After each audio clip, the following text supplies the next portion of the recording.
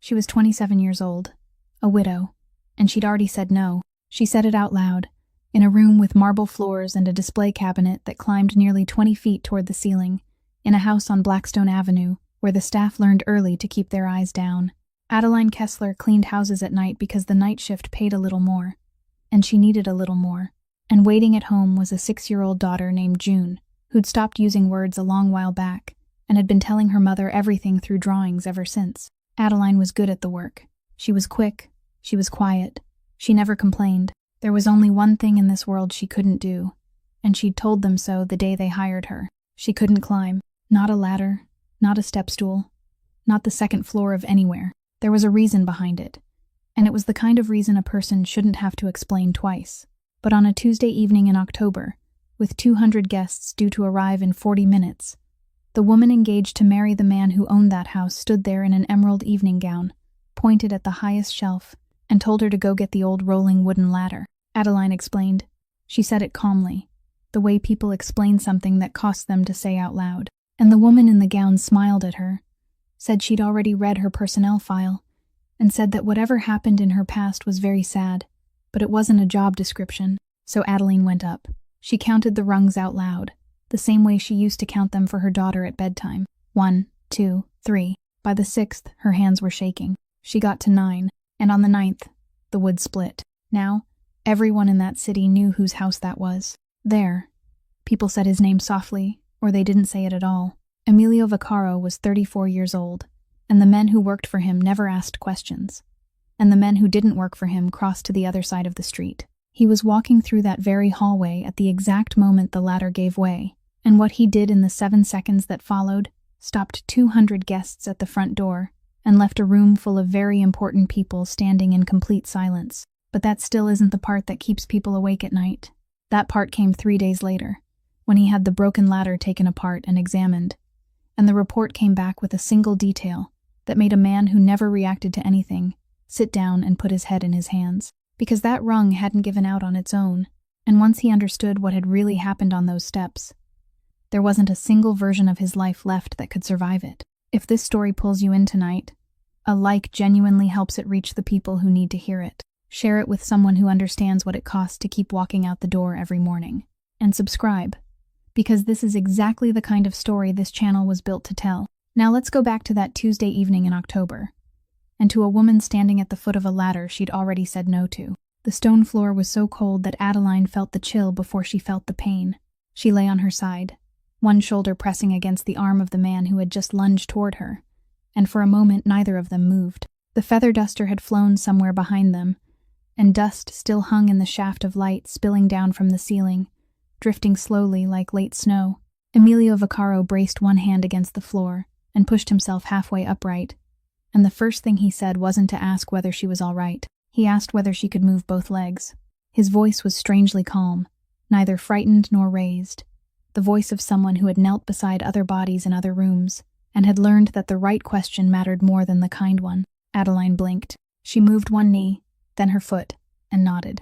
Then she began apologizing. She apologized for dropping the feather duster. She apologized for getting dust on his sleeve. She apologized for the noise, for the dust, for the ladder, for anything that might somehow be counted as her fault.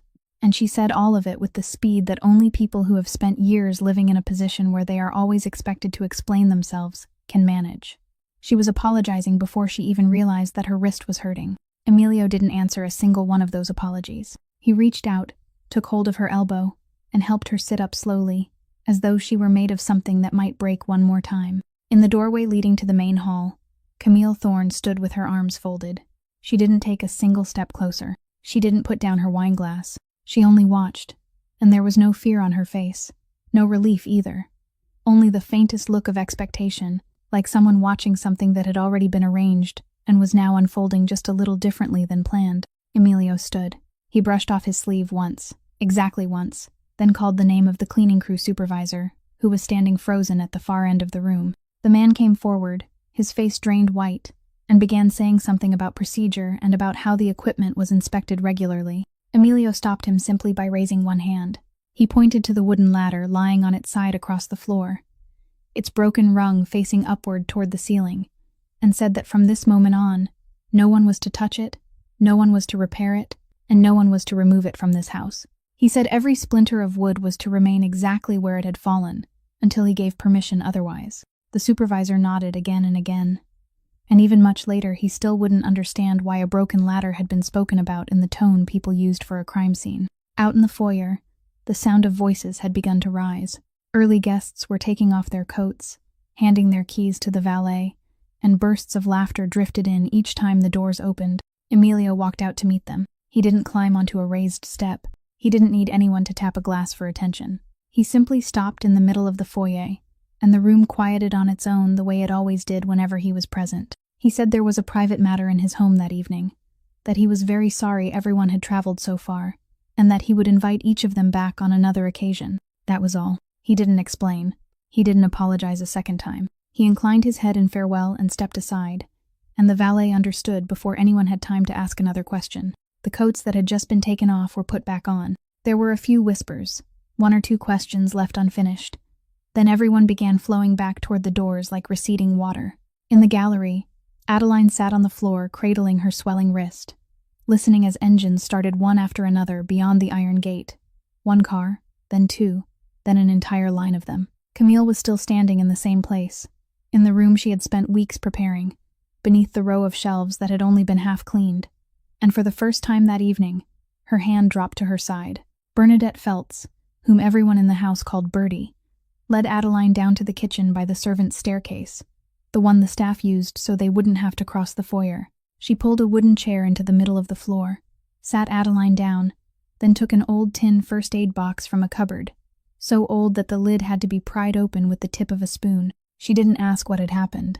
She only took Adeline's wrist, turned it very gently, studied the swelling, then began wrapping it with the practiced hands of someone who had done this many times in her life and had long since stopped being surprised by the injuries that appeared inside beautiful houses.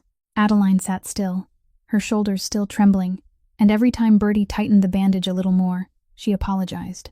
By the 3rd time, Bertie looked up at her and said that down here in this kitchen, no one needed her to apologize for anything, that upstairs she could do whatever she pleased.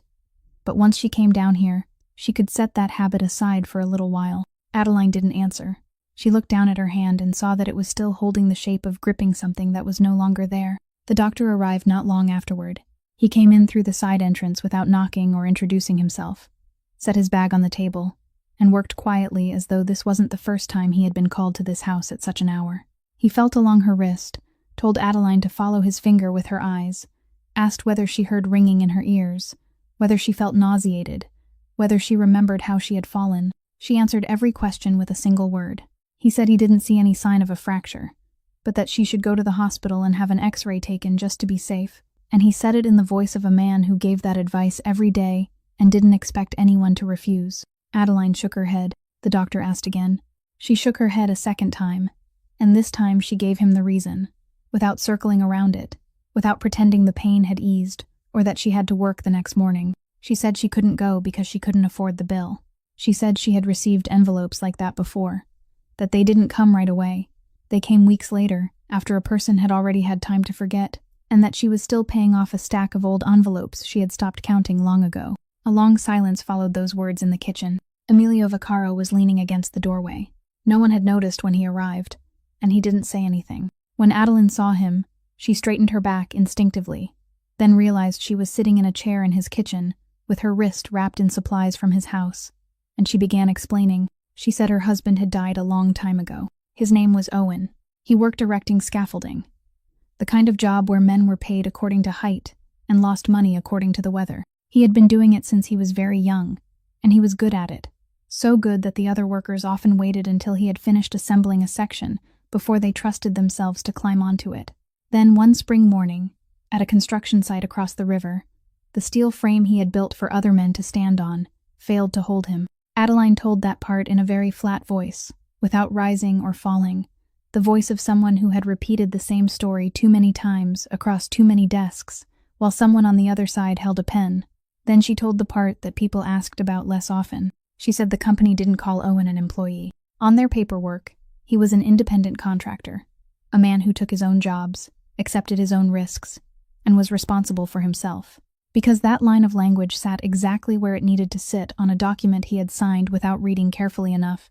They didn't have to pay a single cent. No compensation, no funeral expenses, nothing except a short letter sent through the mail. She said she had gone everywhere asking for help, had sat waiting in more hallways than she could remember, had heard many decent people tell her they were very sorry, but that the law was the law. Emilio listened to all of it. He didn't ask another question, didn't make any promise, didn't say anything about looking into it. He only remained in the doorway with both hands in his pockets, his eyes lowered toward the kitchen floor. When the doctor had finished packing his things and Bertie had put the tin box back into the cupboard, Adeline stood, straightened the front of her uniform, and added one more sentence. She said she had told her.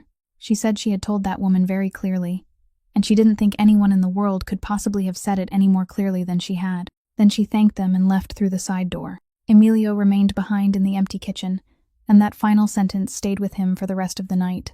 Late at night, the house on Blackstone Avenue had a silence all its own, the silence of rooms far too large for the number of people still awake inside them.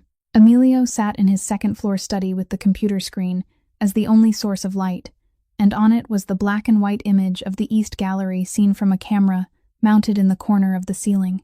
He had called up the man responsible for the security system and told him to retrieve the footage from that afternoon, then sent him home, then stayed behind alone. The recording began while the room was still empty. Adeline entered pushing her cleaning cart and began working through a sequence she had clearly repeated so many times that she no longer needed to think about it. She cleaned the lower glass surfaces first, moving from left to right, missing nothing, never stopping to rest. Emilio watched almost that entire stretch, even though there was seemingly nothing to see, and he realized he was paying attention to the way she returned every object to exactly where it had been after wiping beneath it, precise down to the inch, as though she carried a photograph in her mind of what the room had looked like before she touched anything. Then Camille entered the frame. There was no sound. That was the first thing Emilio thought about, and it was also what he would keep thinking about for a very long time afterward. The house system recorded video only, not audio, a decision made back in his father's time for reasons that had sounded perfectly reasonable then, but the image was clear enough to show every detail. He watched Camille stop in the middle of the room, with a glass in her hand, and raise one finger toward the highest shelf. He watched Adeline turn, look up in the direction she was pointing, then shake her head. It wasn't the abrupt shake of someone refusing. It was the movement of someone trying to explain herself carefully, her whole body leaning slightly forward, one hand extended as though asking for enough time to finish what she was saying. Then he saw her make a gesture he had to rewind the footage to understand. She pointed down toward her feet, then up toward the ceiling, then down toward her feet again. She repeated the gesture 3 times. It was the movement of someone explaining something about her own body to another person, and no words were needed to understand that she was saying something that wasn't easy to say. Camille listened. Then she folded her arms. Emilio had seen that gesture dozens of times in meeting rooms, always at moments when she wanted an exchange to end without having to say that it was over. Adeline lowered her head. Then she walked toward the corner of the room where the wooden ladder had stood for several seasons. Emilio stopped the recording. He sat still for a while, then dragged the timeline backward several seconds and watched again. He had just seen something he had missed the first time. Just before Camille raised her hand toward the shelf, she had glanced up at the corner of the ceiling, directly at the camera lens, for no longer than a single breath. It wasn't the glance of someone who happened to look upward. It was the look of someone checking something she already knew. Emilio rewound it a second time, then a third. The glance was still there, brief, controlled, and completely deliberate. She knew there was a camera in the room. She looked up to confirm that it was still exactly where she expected it to be, and then she gave the order. Emilio leaned back in his chair, and the thought came to him without any drama at all.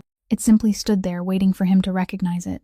People only look into a camera before doing something, when they know for certain that the camera won't be able to repeat what was said. He reached out and pressed the bell to summon someone, and a little while later, Bertie knocked on the door.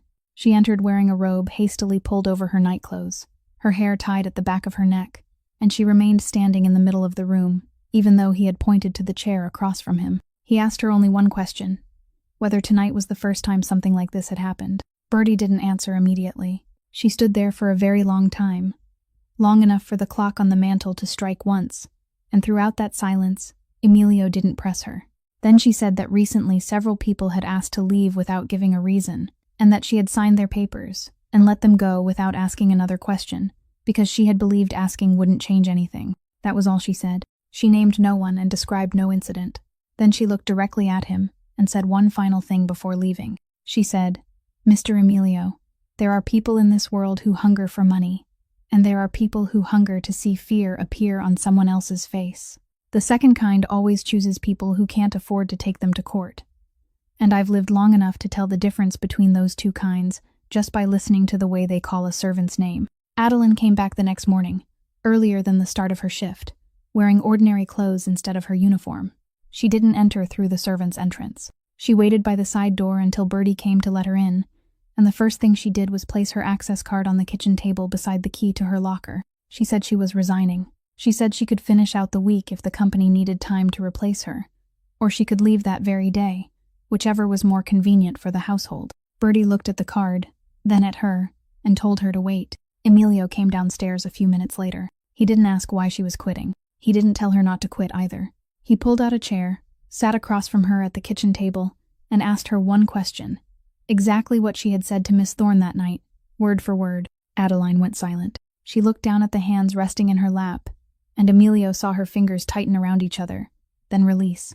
Then she said she could remember, but she wasn't certain she could remember every word exactly. She hesitated a little longer, then finally reached into her coat pocket and took out a phone. A crack ran diagonally across the screen from the upper corner to the lower one, held together by a strip of clear tape that had yellowed with age.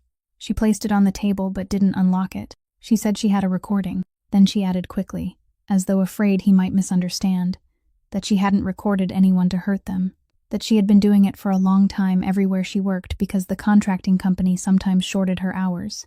She said that whenever she began a shift, she turned on the recorder and said the date, the time, and the address, then put the phone into her apron pocket and let it run until she went home.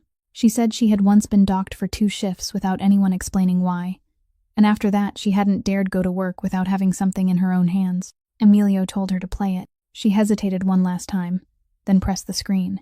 The first sound was the rustle of fabric, the wheels of a cart rolling across stone, then Adeline's own voice reading out the date and the address of the house, very softly, like someone reciting a familiar prayer. Then came a long stretch, containing nothing but the sound of cloth wiping surfaces and glass touching lightly against glass. Then came the sound of heels. Then Camille Thorne's voice, clear and unhurried, saying that the highest shelf was covered in dust and that she could see it from where she was standing.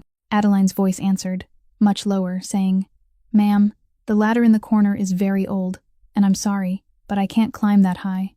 I have a reason, and I was hoping you would allow me to call maintenance and ask them to bring another ladder." There was a brief silence in the recording. Then Camille's voice came again, no louder than before, still using the same tone someone might use when asking after an acquaintance's health, saying that she had already read Adeline's personnel file, that what had happened to her husband was very unfortunate, and that she sincerely offered her condolences. Then the voice continued, saying that what happened to her husband was her husband's matter, while this shelf was Adeline's matter, and that the guests would be arriving in 40 minutes. Then came one more sentence, the last one, saying that if Adeline found the work too difficult, Camille could call the company right now, and surely they would understand. After that came Adeline's voice saying, "Yes, ma'am," followed by the sound of the wooden ladder's wheels rolling across the stone floor. Emilio reached over and stopped the recording. No one in the kitchen said anything. Then Adeline began to tremble, and she spoke very quickly, her voice breaking, saying that she was begging him not to do anything, that she didn't want to sue anyone, didn't want trouble, that she only needed to keep her job, or at least keep a good reference so she could find work somewhere else, that she had a young child and didn't have the strength to go through another ordeal. She said she shouldn't have let him hear this, that she was sorry, that she would delete it. Emilio stood. He pushed the cracked phone back toward her and said she didn't have to delete anything. Then he said that she had just given him something his father had never had in his entire life, a clean reason, and that from this moment on, this was no longer her burden.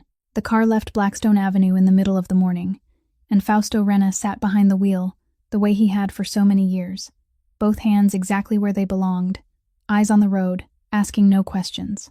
He had driven for Emilio's father before he drove for Emilio, and no one in the household could remember whether he had ever taken a single day off. After they had gone some distance, he finally spoke, his voice calm, his eyes never lifting to the rearview mirror, saying that Emilio was wasting his time on a cleaning company. He said it the way someone might remind a nephew that rain was coming and he hadn't brought a coat. Not objecting, simply saying what he saw. Emilio looked out the window and told him to keep driving. The offices of Bright Harbor Cleaning occupied a low building near the waterfront, with a chemical storage warehouse on the ground floor and several offices divided by frosted glass upstairs. No one had been warned they were coming, and when Emilio stepped inside, the receptionist sprang to her feet before she even had time to ask whom he was there to see. The director came all the way out to meet him.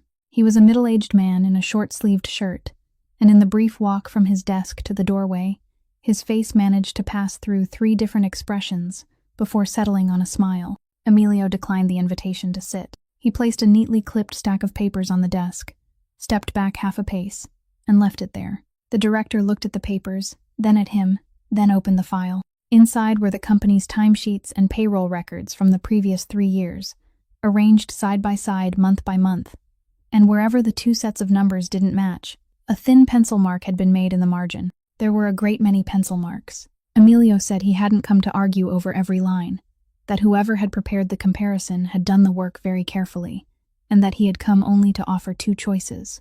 The first was that the company recalculate every hour that had been cut from every person named in those records, add interest for the time those workers had been forced to wait, and pay everything within 7 days.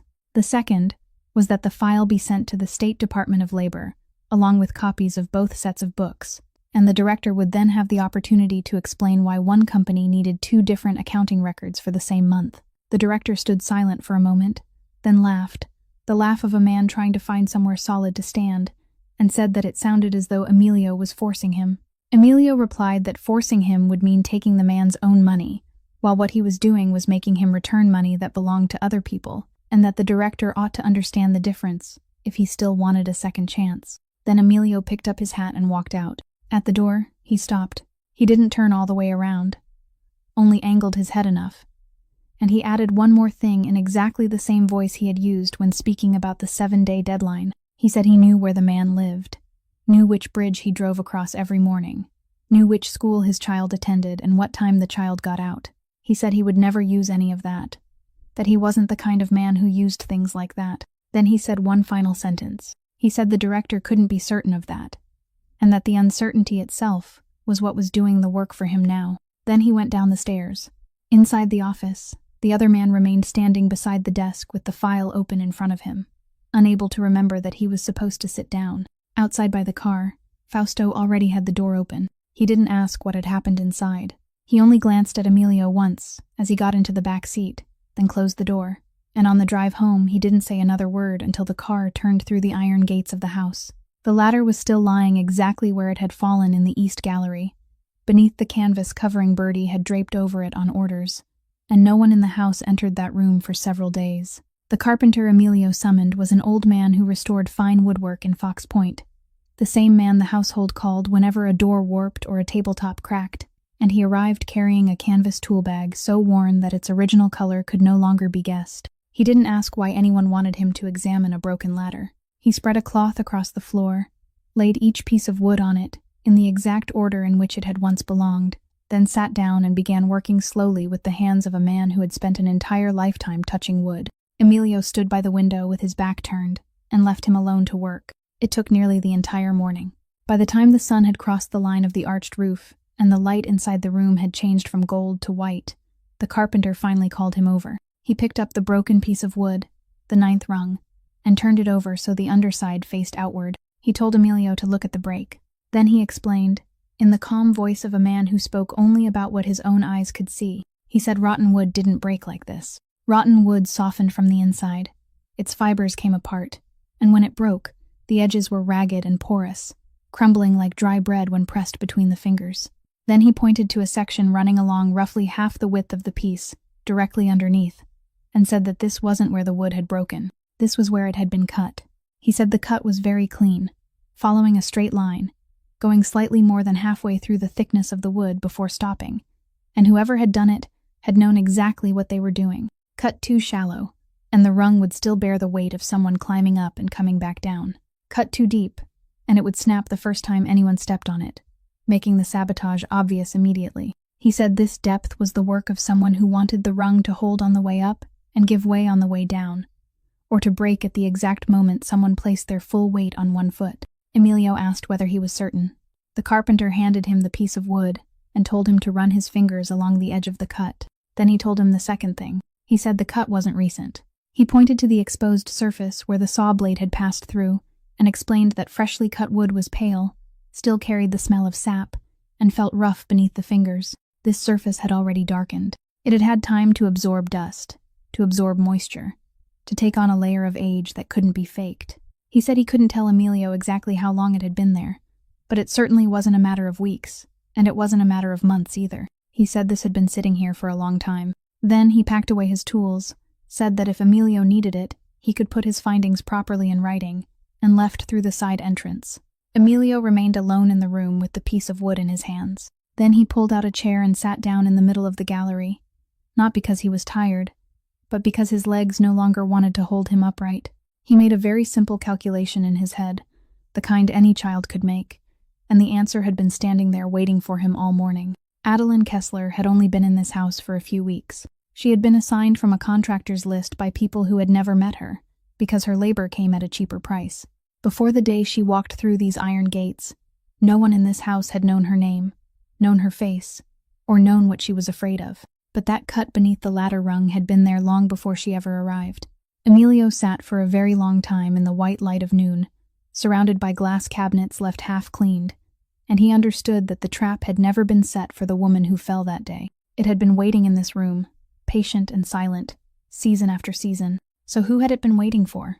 The cracked phone had remained on the kitchen table at the Vaccaro house since that morning, forgotten in the rush when Adeline hurried away, and Emilio had picked it up several times and set it back down before finally deciding to return it himself. He didn't call Fausto. He took the oldest car in the garage, the one he used when he didn't want anyone noticing where he was going, and drove himself to Olneyville in the late afternoon. The building stood at the bottom of a short slope, its wooden siding peeling away in patches, and the staircase leading to the second floor groaned beneath every step he took. On the fourth step from the bottom, the wood sank visibly beneath his weight and sprang back up, and he stopped there for a second before continuing. A printed notice had been taped to the apartment door, the kind with blank spaces where dates were filled in by hand with a ballpoint pen, and he had finished reading it before he had time to decide whether he should have read it at all. Adeline opened the door and froze. She was wearing clothes she wore around the house, her hair tied back hastily, and for the first instant her face carried the unmistakable expression of someone trying to calculate what terrible thing had just happened. Emilio held up the phone before saying anything else. She thanked him and took it, then remained in the doorway for another moment, as though still considering something, before stepping back and inviting him inside. The apartment was small and so clean that it was almost bare, and on the kitchen table sat 2 cups beside each other, one large and one small, both still dry. In the corner of the room, a little girl sat on the floor, surrounded by drawing paper. She looked up at him for a long time, neither frightened nor smiling, only watching him with the solemn concentration children have when they are deciding where a stranger belongs inside their understanding of the world. Adeline said that was June. Emilio gave the little girl a grave nod of greeting, exactly the way he greeted the men who sat at the head of long tables, then lowered himself to the floor a short distance away and asked what she was drawing. June didn't answer. She bent down, finished coloring one corner, then picked up the sheet and pushed it toward him. On the paper was a house with a pointed roof, a ladder leaning against the wall, and a man somewhere in the middle of the ladder, his feet resting on 2 different rungs, his face turned downward. At the very bottom, beneath the ladder, there was a patch of ground-colored green. Emilio looked at the picture for a long time. He gently lifted one edge of the paper and saw another stack underneath, and he didn't need to turn through all of them to know what was there. Adeline stood in the kitchen, with both hands wrapped around her elbows, and said only one sentence, that June was drawing her father, and that she did it every day. Then she turned away to pour water. Emilio placed the drawing back on the floor carefully, facing exactly the way it had before. When Adeline brought him a glass of water, he accepted it, then said that he had seen the notice on the door. He said he would pay everything, the old debt and what was coming due, that for him it was no more than a morning's business. Adeline set her own glass down on the table and said nothing for a while. Then she shook her head. She said thank you, but no. Emilio asked why. She answered calmly, without resentment, without raising her voice, saying that if he paid it, then beginning tomorrow, she would no longer be someone who had worked for him. She would become a line in his ledger. She said a line in a ledger could be erased, sold, forgotten, and brought up again whenever the person who owned the book chose to bring it up. Then she looked toward the corner of the room where the little girl was bent over another sheet of paper, and said she wasn't raising her daughter to grow up watching her mother become that. Emilio didn't argue. He finished the water, set the glass down, and said that in that case, there was something else, and this part wasn't his. He said the contracting company was being required to recalculate every hour it had taken from its workers over the previous 3 years, every person whose name appeared in the records, and that her name was among them. He said that money was her own wages. Money she had earned standing on her feet and scrubbing floors.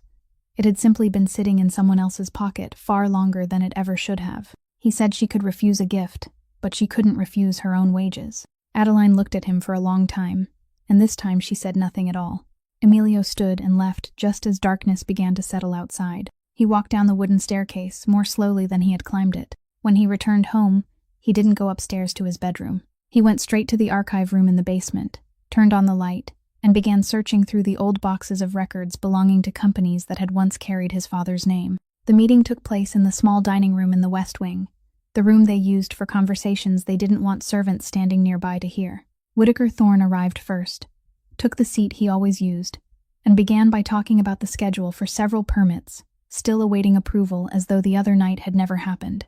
Camille sat to her father's right with her hands resting on the table, and she had already prepared a story about a misunderstanding, about how staff sometimes took things further than they were told, about how very sorry she was and how she had already sent flowers. Emilio listened to all of it. Then he placed a phone, with a cracked screen on the wooden table, pushed it into the exact center, where both of them could see it, and pressed play. He didn't say a word while the recording ran. He simply sat there and watched the two people across from him. After listening for a while, Whittaker Thorne stopped looking at the phone and turned his eyes toward his daughter, and he kept them on her until the recording ended. Camille looked at no one. The color drained from her face very slowly, from the top downward, and somewhere around the middle of the recording, her hand left the tabletop and settled in her lap. When the recording stopped, no one in the room spoke for so long that they could hear the clock ticking in the hallway outside. Then Camille looked up. She didn't cry, didn't apologize, didn't offer an excuse. She asked what he intended to do, and when Emilio told her, she gave a short laugh and began to speak. She said he should remember whose son he was. She said the Vaccaro name opened doors in half this city, but the other half slammed them shut the moment they heard it, and that the other half was the half that issued permits. She reminded him that every bank had turned him away before her father made a phone call, that the names guaranteeing the contracts beyond the harbor belonged to friends of her family, not his. She said he was trying to cross from darkness into daylight by way of a bridge, and that she was that bridge, and people didn't burn a bridge in the middle of the river over a cleaning woman. Emilio let her finish. Then he said she was right.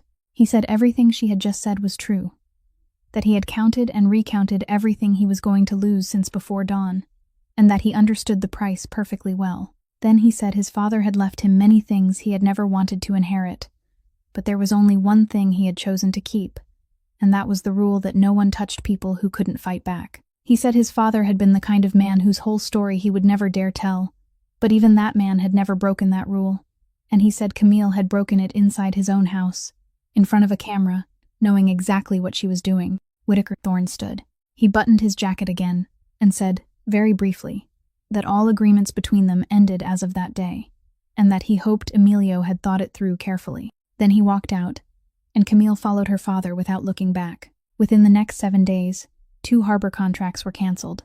3 permit applications were left sitting on someone's desk without moving another line forward, and 1 bank sent notice that it was reviewing his credit limit.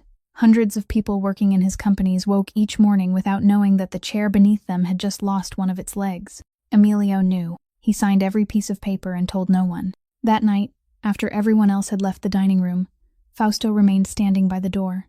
He turned off one of the lamps, then said, in the same calm voice he used behind the wheel, that Emilio had just thrown away the only bridge he had. He didn't say it as a reproach, but like a craftsman looking at a pile of wreckage and estimating how much work it would take. Then he added, all right, I'll go pick up the pieces one by one. Emilio thanked him and told him to go home and rest. That same evening, in Olneyville, Adeline came home from work, climbed all the way up the creaking wooden stairs, and found a white cardboard box tied with string outside her apartment door. Inside were several cannoli, still intact, and arranged neatly. There was no card, no writing, no name. Adeline started working in the records room at Vaccaro Holdings at the beginning of the following month. A long room on the ground floor, lined with rows of gray metal filing cabinets, and a desk set beside the window. Her job was to reorganize the records of the old companies by year, by reference number, and in alphabetical order, and it had exactly the quality she needed at that point in her life. Everything was at eye level, and no one expected her to climb anywhere. The department supervisor showed her around on her first day, pointed to several rows of cabinets stacked all the way to the ceiling, and told her there was a rolling ladder for the higher shelves and that she should feel free to use it. Adeline looked at the ladder, then at him, and said she would find another way. He asked what kind of way. She said she would ask someone taller, and since almost everyone in the building was taller than she was, she thought she would manage. He laughed, and from that day forward, the boxes on the highest shelves were always brought down by someone before she arrived. Emilio occasionally stopped by the records room late in the afternoon. He didn't ask about her work and didn't inspect anything. He would simply stand in the doorway for a moment and ask whether she needed anything. Once she told him she needed someone with better handwriting than the company's accountants from years ago, because there were entries she could only decipher by comparing them with other lines that looked similar. He asked whether she could figure them out. She said she could, that after enough guessing a person eventually got used to it, but 3 years from now someone else would sit in this chair and have to start guessing all over again, because her handwriting wasn't much better. Emilio said in that case he would put in the report that the records room needed a typewriter. She told him that if he wrote that down, people would think he was joking. He replied that no one had ever thought he was joking, which was both an advantage and an inconvenience. On afternoons when Adeline had to stay late, June waited for her mother in the small room beside the lobby, and one day Emilio passed by and saw the little girl arranging bottle caps in rows across the tabletop. He sat down in the chair opposite her and asked whether she knew how to play checkers. June shook her head. He took out the board, arranged the pieces, then taught her by playing very slowly and deliberately losing the first several games, and by the 4th game she had begun taking his pieces with great seriousness. He never asked her a question that required a spoken answer. He asked questions she could answer by pointing, or by moving a checker across the board. Then, one afternoon, while the little girl was considering her next move, he tapped his index finger once against the tabletop and said 1 tap meant yes. He tapped twice and said 2 taps meant no. Then he tapped 3 times, more slowly, and said 3 taps meant, you are tired now, we stop. June watched his hand for a long time. Then she reached out and tapped once. From that day on, the two of them had a language no one else in the building knew. Once Adeline stood in the doorway watching them sit silently on opposite sides of the checkerboard, neither of them speaking, and she asked Emilio how he could be so patient. Emilio lifted one checker and moved it to another square, then said that when he had been June's age, there had been a period when he hadn't spoken either, for a very long time. He said the adults in the house back then had told him he needed to toughen up, and no one had ever sat down and waited for him.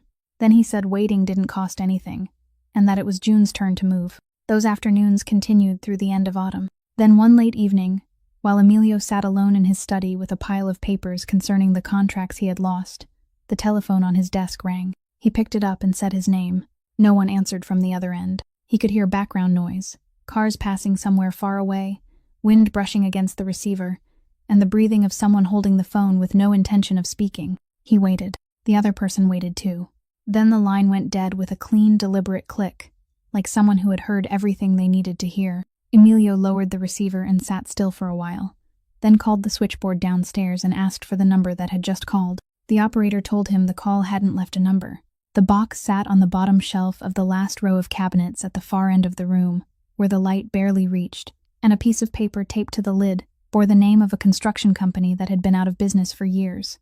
Adeline pulled it out one afternoon in November, opened the lid, and found files on workplace accidents arranged by year, one case to each folder. She began working the way she always did, recording the reference number, checking the dates, then moving on to the next file. She had already gone through several when her hand stopped.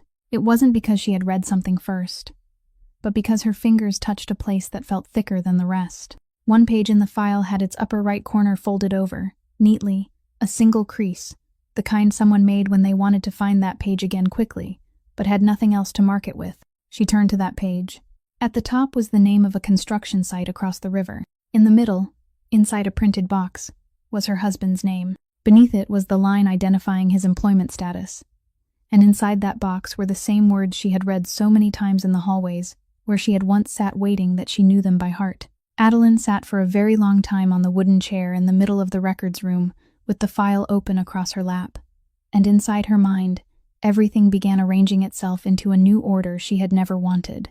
She understood that the company that had called Owen a man responsible for his own risks, the company that had never paid a single cent, the company she had spent months trying to find before finally giving up, was sitting inside the filing cabinets she organized every day. It had once carried the Vaccaro name. She went to see Emilio that same evening, taking the entire file with her. She didn't knock. Emilio looked up, saw the papers in her hands, and didn't ask what they were. He simply set down his pen.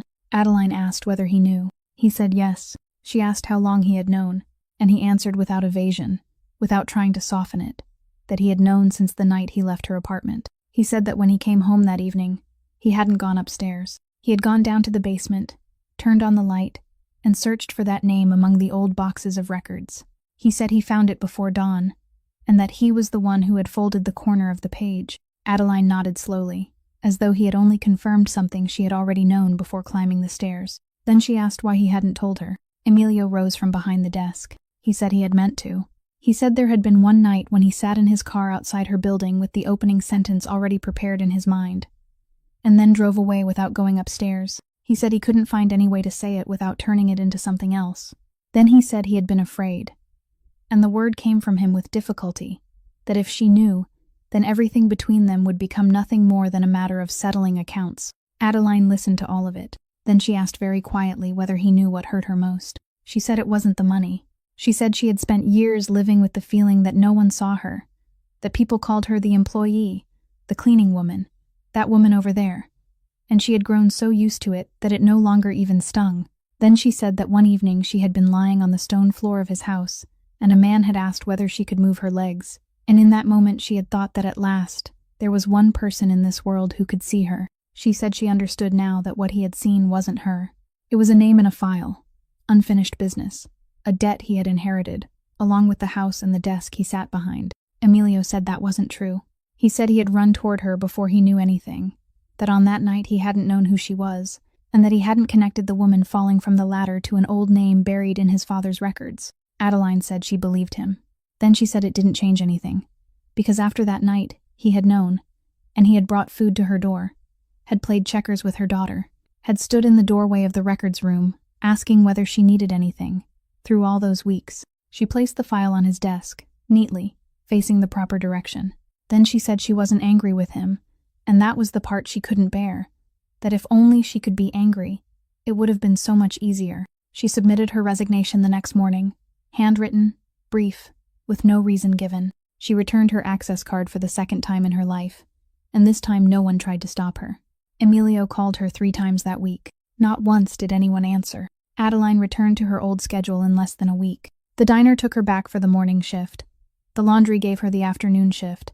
And at night she cleaned a small office building downtown where no one knew who she was. She woke before daylight and came home after darkness had fallen again.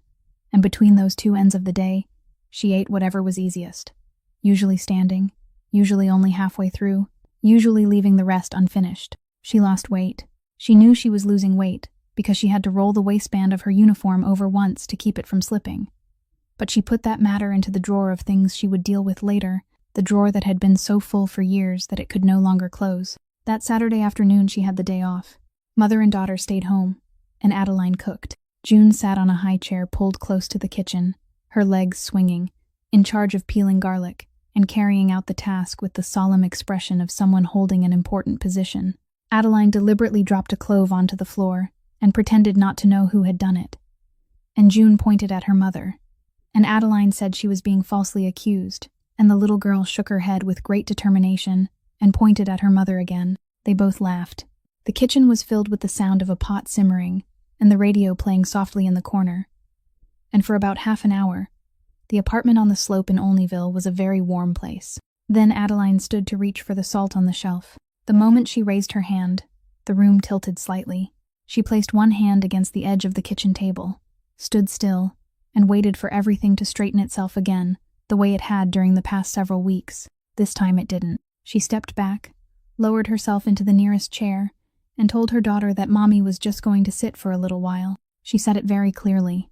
Then she leaned to one side and didn't say anything else. June climbed down from the high chair. She walked around the table, stood in front of her mother, and shook her shoulder. Then she shook it again, harder. Then she lifted her mother's hand and pressed it against her own cheek, the way her mother did with her every night.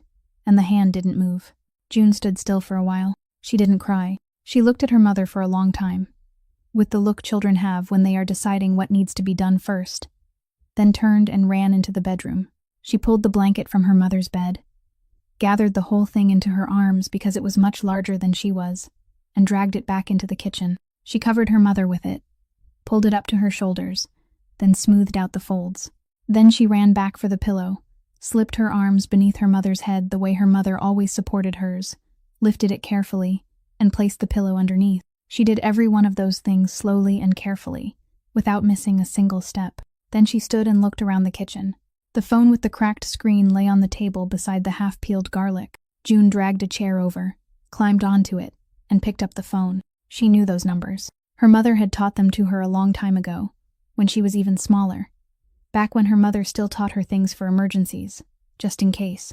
She pressed 3 numbers and held the phone to her ear. A woman's voice on the other end asked what the emergency was. June didn't answer. The woman asked again, more gently this time, whether anyone was there.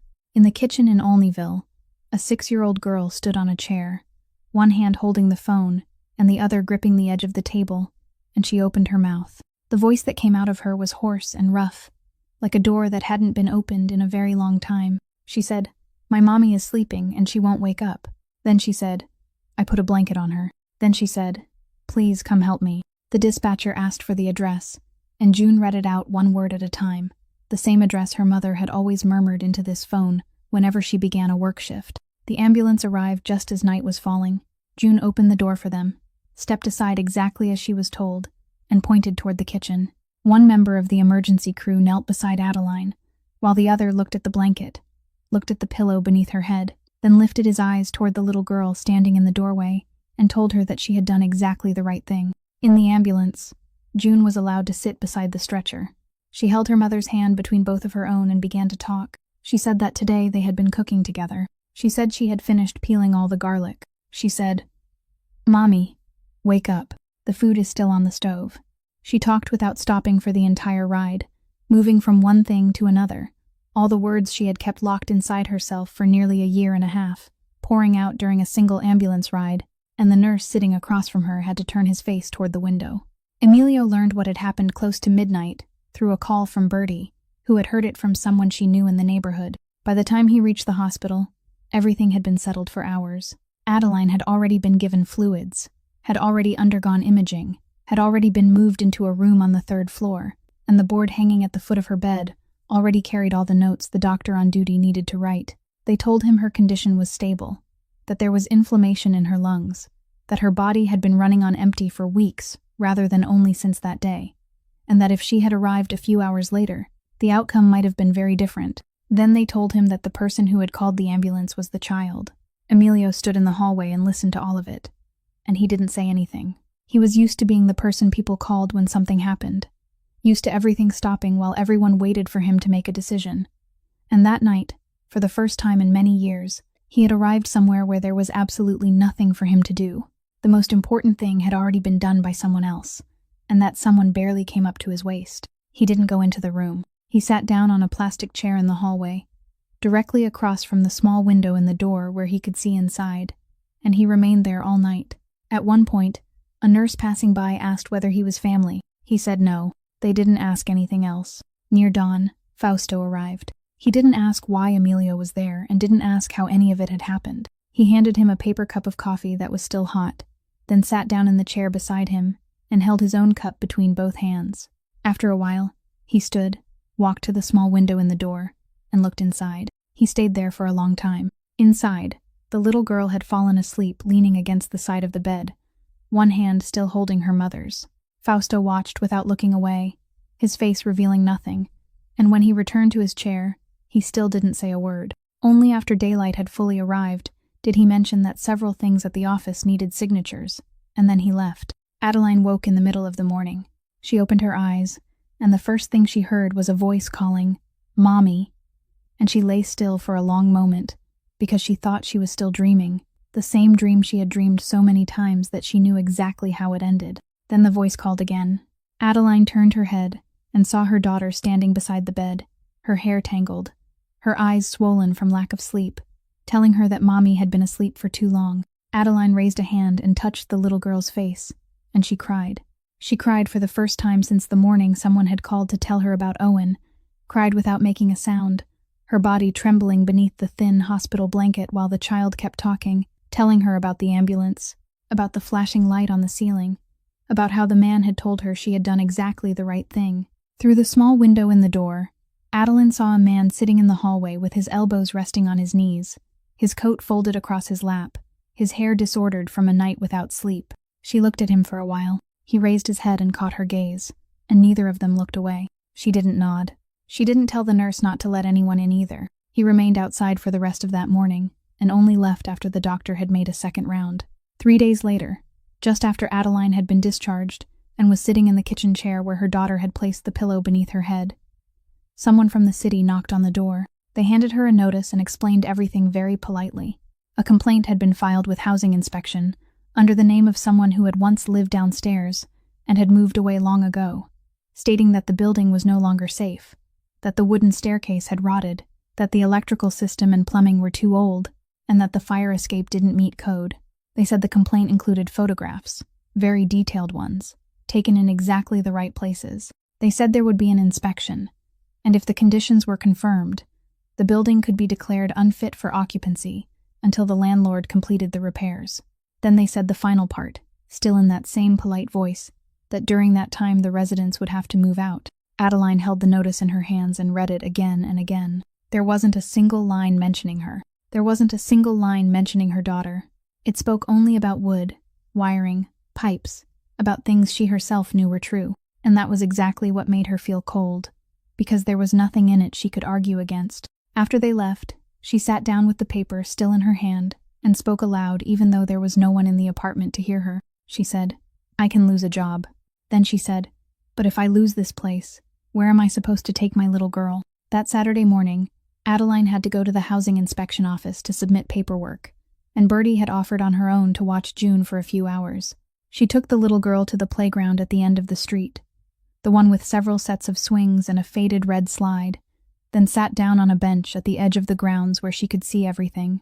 June climbed the slide, came down, then climbed it again, repeating the same thing over and over with the concentration of someone carrying out an important duty. About an hour later, an older man stopped in front of the bench. He wore a wool coat and held a hat in one hand, and he greeted Bertie by name. Then he introduced himself, saying that he was Carmine, the younger brother of Emilio's father. Bertie stood up. She knew him. She had seen that face in the photographs hanging along the first-floor hallway during the more than 10 years she had worked in that house, and she had once poured coffee for him in that kitchen on mornings that now felt very far away. He asked whether he might take Bertie and the little girl across the street for ice cream for a little while, and he pointed toward the ice cream shop on the opposite corner, exactly 1 street away from where they stood, its front windows looking directly onto the playground. Bertie looked at the shop, then at him, and she couldn't find any reason to say no.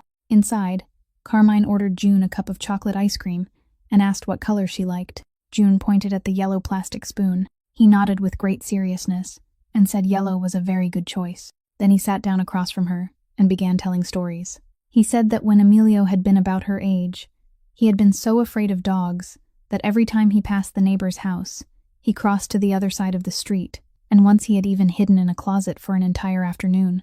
June laughed so hard she had to put down her ice cream, and she asked whether that was really true, and Carmine said it was. He swore, and that she should ask Emilio herself because Emilio would deny it. Bertie sat beside them with one hand resting on the tabletop, and she didn't take her eyes off the shop door for even a second. Adeline received Bertie's call just as she stepped out of the inspection building. Bertie spoke very quickly, saying that June was completely fine, that she was sitting across from the playground eating ice cream, that Bertie was still right beside her, and that the man who had invited them was Emilio's uncle.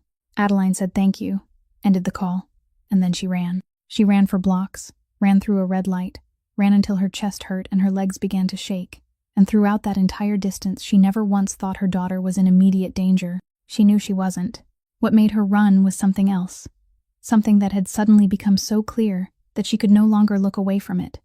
That somewhere out there was a world capable of reaching her daughter whenever it wished, perfectly politely, in broad daylight, while someone was watching her, with nothing more than a cup of chocolate ice cream and a yellow spoon. When she pushed open the shop door, June slid down from her chair and ran to wrap both arms around her mother's legs, immediately beginning to tell her that the man had said Emilio used to be afraid of dogs when he was little, so afraid that he had hidden in a closet, and the little girl laughed again as she reached that part of the story. Adeline held her daughter and said, "Did he really?" And her voice sounded completely normal. Emilio arrived not long afterward. Bertie understood immediately, took June by the hand, and told her they would go outside and play a little longer, and the shop door closed behind them. Carmine remained sitting exactly where he had been. He wiped his hands with a paper napkin, folded it into quarters, then placed it on the table. He said that he had bought the little girl ice cream, had told her stories that made her laugh, and that he hadn't done anything wrong. Then he said, "And that is exactly the point, nephew." He said he didn't need to do anything wrong. He only needed to be there. Emilio asked how long he had known where they lived. Carmine looked up, and for the first time that morning there was something in his voice that came close to weariness. He said he had known since the day Emilio drove there by himself, without taking anyone with him. Then he said Emilio had believed going alone made him discreet, and he shook his head. He said going alone was exactly the kind of thing everyone noticed. Emilio asked no more questions in the ice cream shop that day. He waited until the following night, when the house had gone quiet and Bertie had returned to her room, then went down to the basement and took out the iron box that held the papers never kept with company records. He searched for a long time. What he needed lay at the very bottom inside an envelope yellowed with age, and he hadn't opened that envelope since the year he became old enough for someone to place it in his hands. Inside was a police report and a certificate. The report stated that Mrs. Vaccaro had been found in the East Gallery on an early summer morning nearly 30 years earlier, that she had climbed a ladder to retrieve an object from the highest shelf, that the ladder was old, and that the incident had been classified as a household accident. No witnesses were named. The notes section was blank. Emilio read that paper in the cold basement, and he remembered that in all the years since, no one in the house had ever spoken about that room again, that his mother's collection of ceramics still remained exactly where it had been on those shelves, because his father had ordered that nothing be touched, and that Emilio himself had passed that doorway thousands of times, without ever stopping for more than a second. He sat down on the bottom step of the basement stairs, with the two papers in his hands, and there was only one name in his mind. He summoned Carmine the following afternoon. They sat in the gallery, surrounded by the glass cabinets that had remained half-cleaned since that October night, and Emilio placed the two papers on the low table beside the broken piece of wood. He didn't circle around the subject. He said the rung had been cut from underneath, that the cut was nearly 30 years old, that his mother had fallen from this very ladder, and he asked his uncle what he had done. Carmine looked at the piece of wood. He didn't touch it. For a very long time he said nothing, and when he finally looked up, his face had changed, all the ease of the man who had sat in the ice cream shop the day before gone from it. He said it wasn't him. Emilio stood. Carmine stood as well, and he said it again, more slowly this time, that it wasn't him, and that he would tell Emilio everything. But first, Emilio had to sit down. Then he began. He said that in those days there had been a federal investigation into Emilio's father's companies, and there had been a list of people who would be required to testify. Mrs. Vaccaro's name was on that list. She was the name attached to several documents. She knew things a wife normally wasn't supposed to know, and a date had already been set for her appearance. Carmine said Emilio's father had tried everything he could to delay that date, and that in the final weeks, the only option left was a medical reason, a reason no court could refuse. Then he told him the hardest part. He said his brother had done it with his own hands. He said he had calculated it very carefully, that he had measured, tested, and cut the rung to exactly the depth he believed would be enough to break a leg, enough to produce a hospital document, enough to keep her at home for a few months. He said his brother had never intended anything more than that.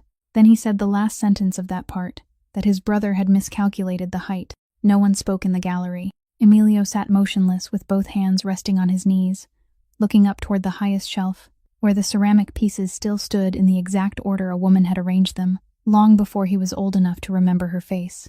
Carmine sat down again. His voice broke for the first time, and twice he had to stop in the middle of a sentence. He said his brother had cried for 3 nights straight, cried inside the locked room at the end of the hallway, and that Carmine had sat outside the door all 3 nights without daring to knock.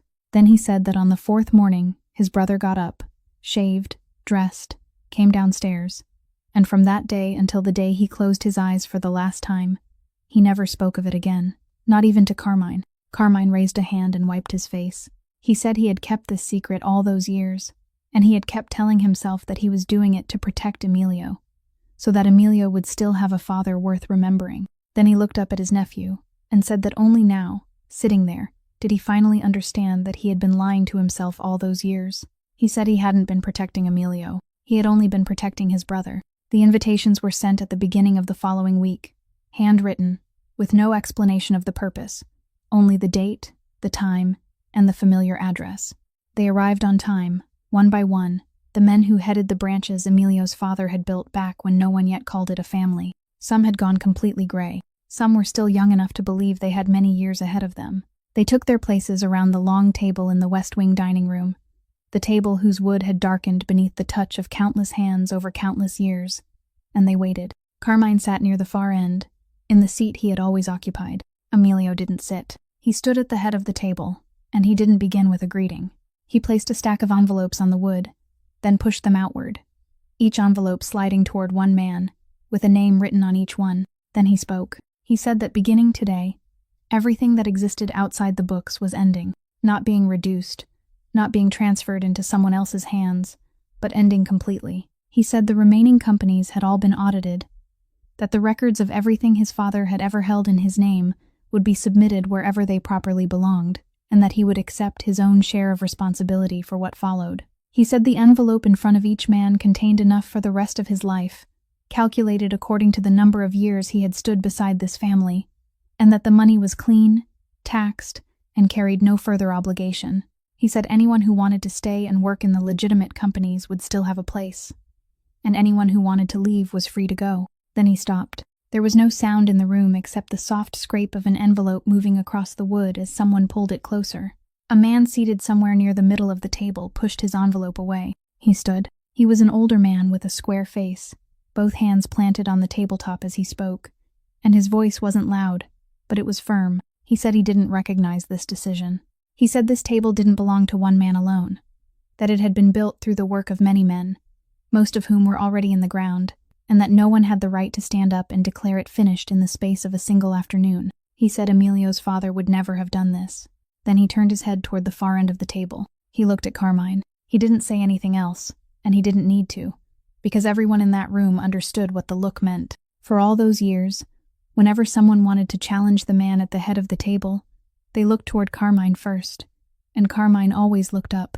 This time he didn't. He remained still with his hands folded together on the tabletop, his eyes lowered to the grain of the wood in front of him. He didn't shake his head. He didn't say a word. He simply didn't look back. The silence that followed lasted longer than anyone in the room found comfortable. The man standing there waited another moment, then another. Then he pulled out his chair and sat down. He reached for his envelope again and slipped it into the inside pocket of his coat, without looking at anyone. After that, everything happened quickly. Men stood. Hands were shaken. Some exchanged a few words about health. Others said nothing at all. Carmine was among the last to leave, and as he passed the head of the table, he simply placed one hand on his nephew's shoulder for a moment and kept walking. Emilio remained alone in the empty room. He walked slowly along the length of the table, pushing each chair back into place against the edge the way people did after a meal, one after another. Then he turned off the lights. Out in the hallway, he reached into his pocket and took out an old key, the key his father had carried on his ring for all those years and had never given to anyone, and he slipped it into the lock. He locked the door. Then he stood there for a while with the key resting in his palm before putting it back into his coat pocket. The hearing opened on a morning near the end of the month, in a city hall conference room, with a low ceiling and rows of wooden chairs whose armrests had been worn smooth over the years. On paper, there was only one question to be decided that day, whether the building on the slope in Olneyville should be declared unfit for occupancy. But the party who had filed the complaint had hired a lawyer, and from the beginning, that lawyer made it clear he had no intention of talking only about rotting wood and old wiring. He began by asking that the recording submitted with Adeline's documents be excluded. He said it was a recording made by one of the people directly involved, with no third party present, stored on a personal phone with a broken screen, and that there was no guarantee it hadn't been edited. He used the word edited 3 times within a matter of minutes. He said anyone could take one sentence from here, another from somewhere else, and create whatever they wanted. Adeline's lawyer didn't argue. He simply asked permission to present a second piece of evidence, and the footage from the Vaquero house gallery camera was displayed on the screen. There was no sound, just as there had never been sound on the Vaquero security system. But beneath the image was a timestamp advancing second by second, and the audio recording carried its own timestamp. The two were played side by side. When footsteps in heels could be heard on the recording, a woman entered the frame on the screen. When a voice began speaking in the audio, the lips on the screen moved at exactly that moment, for exactly the same number of beats, and stopped precisely when the sound stopped. When there was silence in the recording, there was silence in the image as well, no one speaking. They played the sequence 3 times at the request of the opposing lawyer himself. By the 3rd time, he sat down and made no further objection. Then Bertie was called forward. She wore her best coat and carried a small purse, and she chose to stand rather than sit. They asked how long she had worked in that house. She said longer than anyone still living there could remember. They asked whether she had ever witnessed similar incidents. Bertie was silent for a moment, then said yes, that she had seen them many times, and that each time she had signed the paperwork allowing someone to leave without asking another question. Then she said, "I stayed silent for many years, and today I won't." She didn't say it loudly, but in that low-ceilinged room, the words carried clearly. Near the end of the hearing, they returned to the complaint itself. The name on it belonged to someone who had once rented the downstairs apartment and had moved away long ago. Adeline's lawyer read the person's current address aloud, read the date on which the complaint had been signed, then read one more detail.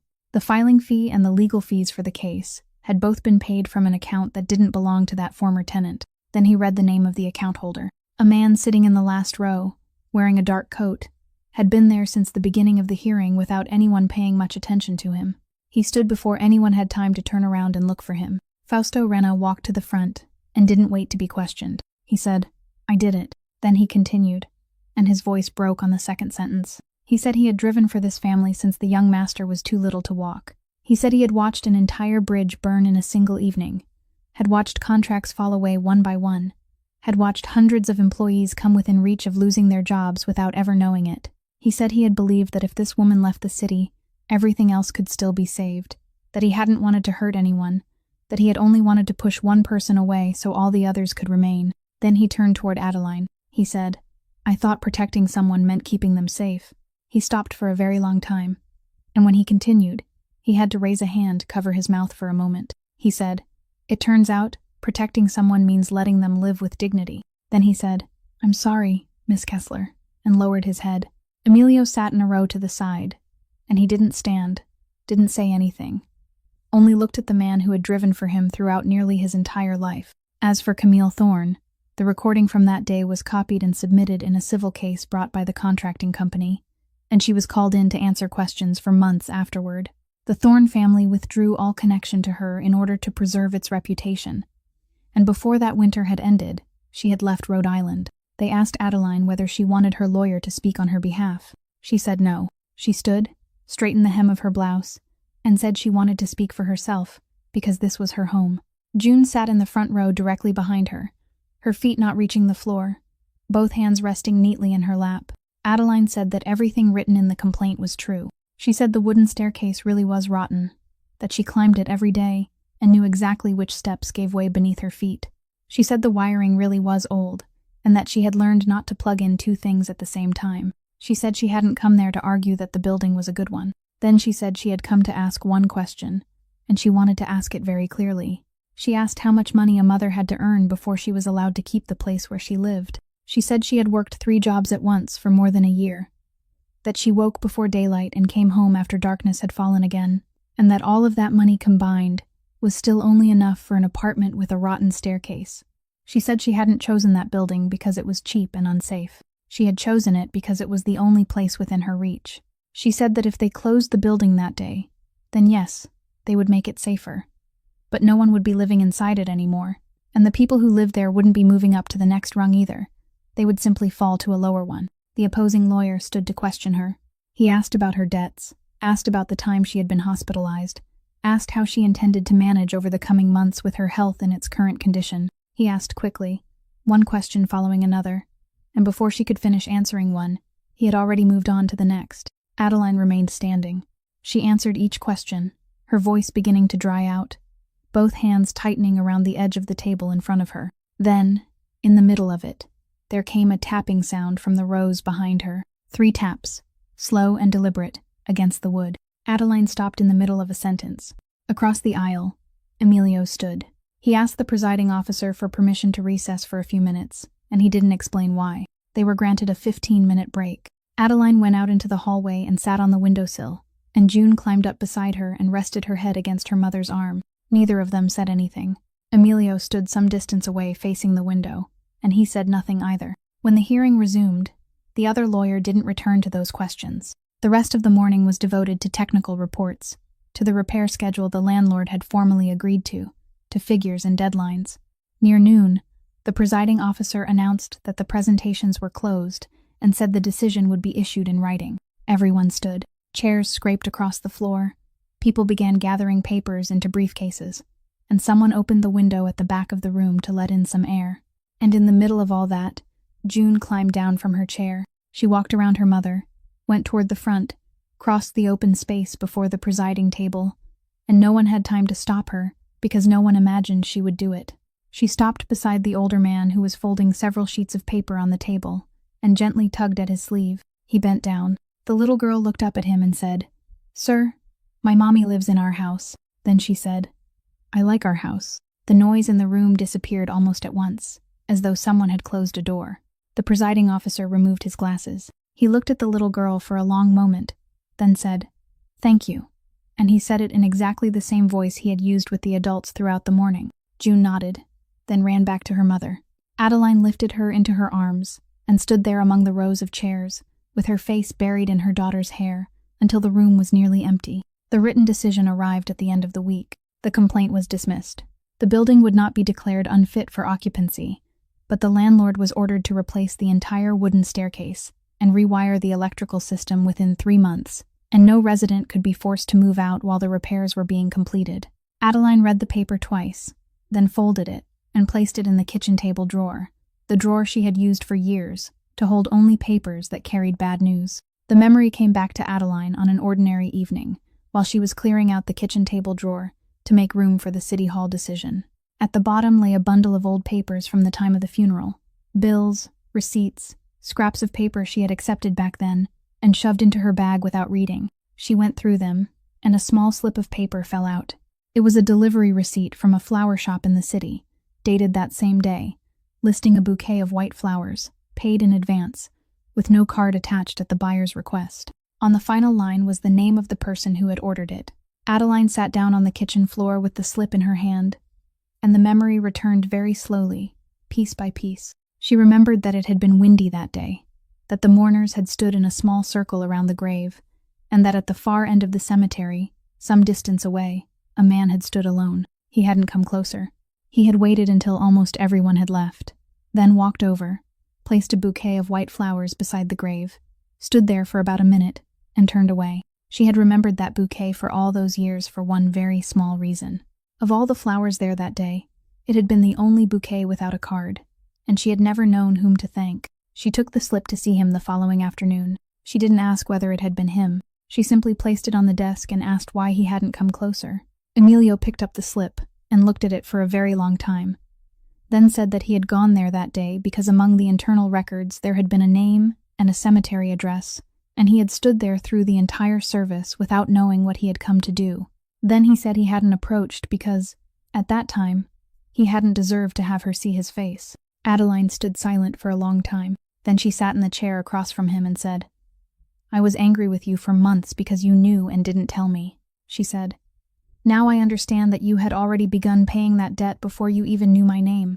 Then she reached across the desk and took his hand, and it was the first time she had ever done so. 3 years later, Adeline Kessler worked full-time for a foundation named after her husband, dedicated to pursuing cases in which workers had been deliberately misclassified on paper, so employers could avoid paying compensation. She sat beside families in the same hallways where she herself had once waited, and she already knew the things they were going to be told. The East Gallery now had handrails running along every level of shelving, with broad, sturdy steps, and the ceramic collection remained exactly where it had always been. One afternoon she stood there looking upward, and Emilio asked whether she was still afraid. She said yes. Then she said, "But now I'm afraid the right way. I'm afraid," and I say it out loud. That morning there had been 3 cups on the kitchen table, and June was the one who had set them there. This story leaves us with a few things worth carrying with us. Dignity doesn't lie in the name other people call us. It lies in having the courage to say, "I can't do this," when that is the truth. The greatest kind of power isn't the ability to hurt someone weaker than ourselves, but the ability to stop before we do. Some debts can't be repaid with money. They can only be repaid by choosing to live differently. And sometimes the person who pulls us back to our feet isn't the strongest person in the room, but the smallest one, the one who still believes we are coming home. If today's story touched your heart, please subscribe to our channel, leave a like, and share it with the people you love, so that each day you can have another story worth hearing. How did you feel about Adeline and June's story, and what part of it will stay with you the longest? Please leave a few words in the comments, because we truly want to hear the feelings that come from deep within your heart. To everyone listening to this video, we wish you lasting health, joyful days, and peace beside the people you love. Goodbye for now, and we will see you again in the next video.